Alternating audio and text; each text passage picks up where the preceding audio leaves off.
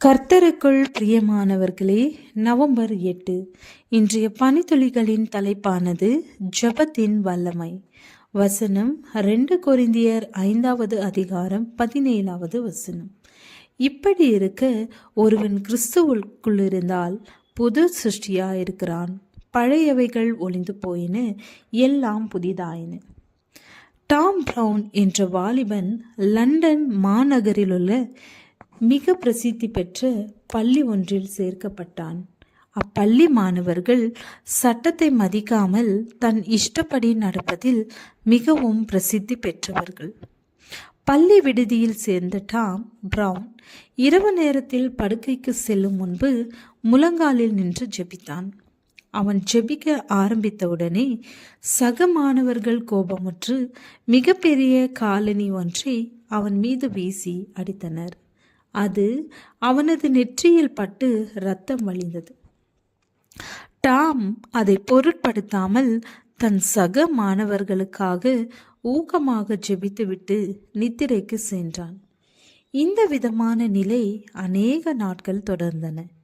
தன் மீது அசிங்கமான பொருட்களை வீசி அடித்து கேலி செய்து வேதனை கொடுத்த மாணவர்களிடம் வெறுப்பை காட்டுவதற்கு பதிலாக அவர்களுக்காக ஜெபித்து பரிவு காட்டினான்.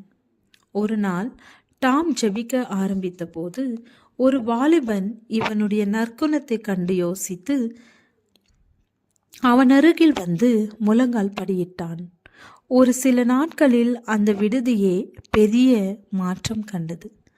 அங்கிருந்த மாணவர்கள் யாவரும் இரவில் டாம் பிரவுனோடு சேர்ந்து ஜெபிக்க ஆரம்பித்தனர்.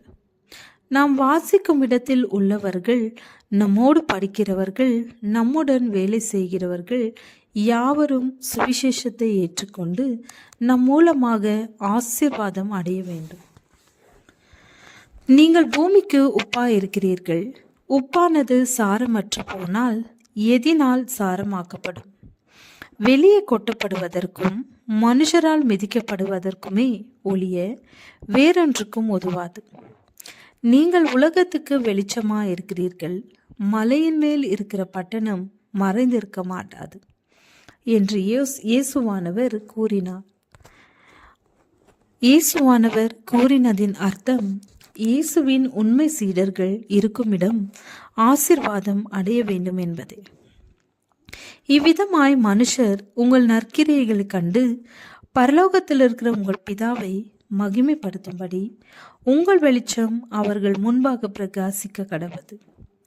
நம் நற்கிரியை பிறரை தேவனிடம் சேர்க்கும் புளித்த மாவாக இருக்க வேண்டும்.